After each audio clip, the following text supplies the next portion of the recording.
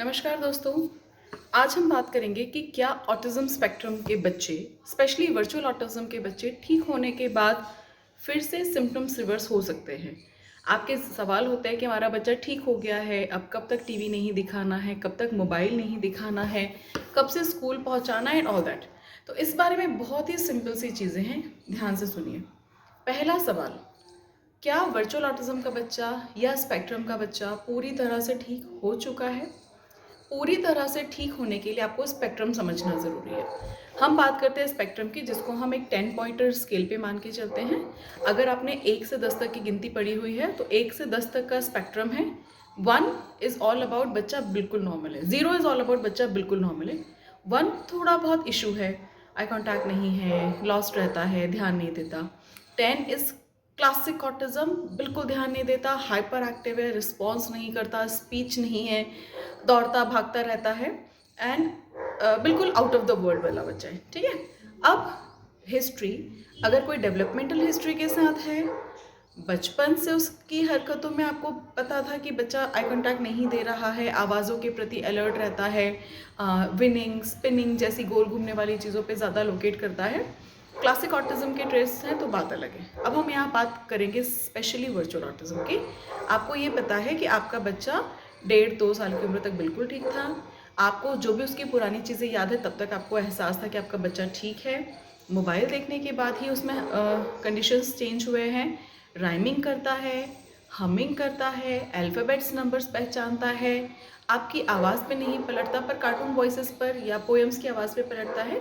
मतलब virtual autism के जो हम लक्षण मानते हैं वो सारी चीज़ें हैं। अब आपने 3 महीने 6 महीने वीडियोस टीवीज़ बंद किए, बच्चे पे ध्यान दिया, आपका बच्चा ठीक हो गया। ठीक मतलब क्या? राइमिंग बंद कर दिया, अल्फ़ाबेट्स नंबर्स पहचानना बंद कर दिया, आपको पहचानने लगा, आई कांटेक्ट देने लगा, अपने नाम पे सुनने लगा, सोशल इंटरेक्शन देने लगा, बोलने लगा, इंटरैक्टिव स्पीच करने लगा, क्वेश्चन आंसर करने लगा और आपके बिना इंडिपेंडेंट अपने सारे काम करने लगा। मैंने 10 चीज़ें बोली, राइट? क्या ये 10 चीज़ें आपका बच्चा 1 से 10 की स्केल पर पूरा कर पाता है? आई कॉन्टैक्ट 10 ऑन 10 है, रिस्पॉन्स टू नेम 10 ऑन 10 है, स्पीच हर चीज़ के बारे में जानता है, आप कुछ भी पूछते तो वो उसके बारे में बता सकता है, वैसे जैसे कि उसकी उम्र के बाकी बच्चे बताते हैं। अगर ये सारे जवाब हाँ हैं, तब आप मानेंगे कि आपका वर्चुअल ऑटिज्म का बच्चा ठीक हो गया।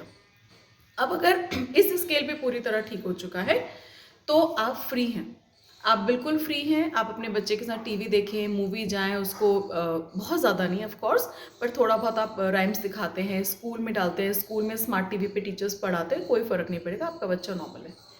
बट अगर ये 10 पॉइंट्स जो मैंने आपको बताए, इनमें से किसी में भी आपको ऐसा लगता है कि अभी बच्चे में सुधार बाकी है, जैसे नॉर्मल होता है इंटरैक्टिव स्पीच, कि जब आपने पूछा बेटा भूख लगी है क्या, तो आपको तुरंत जवाब मिले कि हाँ मम्मा भूख लगी है, या नहीं मम्मा मुझे अभी नहीं खाना, राइट? ये इंटरैक्टिव स्पीच है। या बच्चा हर बार पूछे ये क्या है, ये क्या कर रहे हैं, वो अंकल क्यों ऐसे जा रहे हैं, वो ट्रक में क्या है, कोई ट्रक 4 व्हील्स का है, कोई ट्रक 6 व्हील्स का, ऐसा क्यों है? तो ये जो इंटेलेक्ट वाले क्वेश्चन है, बच्चा आपसे पूछने लगा है। नॉर्मली यहाँ तक हमारे बच्चे जब तक पहुँच नहीं पाते तब तक उनको सुधर गए हैं, ठीक हो गए हैं कहना गलत है। आमतौर पे पेरेंट्स क्या करते हैं, आई कांटेक्ट देखा, 6 से 7 बार देख लेता है, नाम पे पलट लेता है, ज़रूरत की बातें बोल देता है, टॉयलेट जाने लगा है और हम बुलाते हैं तो आ जाता है, अपना खाना खा लेता है और हाँ कुछ कुछ शब्द बोलने लगा है, मैम अब ठीक हो गया। दिस इज़ नॉट ठीक।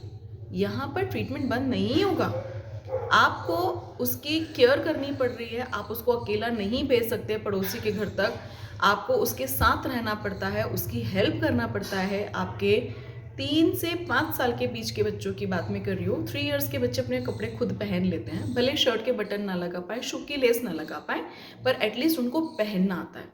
5 साल का बच्चा शर्ट के बटन भी लगा सकता है, पैंट की जिप भी लगा सकता है, अपनी फ्रॉक भी पहन सकता है, अपने शूज़ की लेस भी लगा सकता है, ये सारी चीज़ें। क्या आपका बच्चा ये सब करने लगा है? अगर ये सब करने लगा है तो ही आप मानिए रिकवर्ड है, नहीं है तो अभी आप रिस्क पे हैं।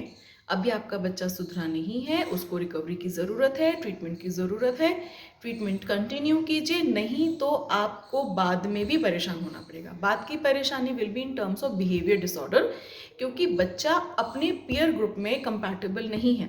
जब वो स्कूल जाता है तो वो अपने टीचर्स के साथ कंपैटिबल नहीं है, अपने उम्र के बच्चों के साथ इंटरेक्ट नहीं कर पाता, उसकी उम्र के बाकी के बच्चे जो कि ज़्यादा स्मार्ट है उससे, वो उसको इग्नोर करते हैं, अपने साथ खिलाते नहीं हैं, धक्का दे देते हैं, या आपका बच्चा उनके बीच में कंफर्टेबल नहीं होता तो अकेले खेलता है। अगर ये सारी चीज़ें कंप्लेंट्स में, तो प्लीज़ पेरेंट्स जल्दबाजी ना करें, ट्रीटमेंट कंटिन्यू करें। आप जिस भी ट्रीटमेंट को फॉलो करना चाहते हैं वो ट्रीटमेंट कंटिन्यू करें, असेसमेंट्स रेगुलर करवाते रहिए। अगर आपको कोई भी थेरेपिस्ट, कोई भी पीडियाट्रिशियन से कहते हैं कि आपका बच्चा अभी भी माइल्ड रिस्क पर है, अभी भी माइल्ड स्पेक्ट्रम पे है, तो आप उनकी बात को फॉलो कीजिए। आई नो एज पेरेंट्स हम चाहते हैं कि हमारा बच्चा जल्दी से ठीक हो जाए, बट गलत फहमी में ठीक हो गया मान जाए और उसके बाद 2 महीने 4 महीने के बाद फिर से कोई परेशानी आए और फिर हम सोचें फिर से हो गया, दैट इज़ नॉट पॉसिबल।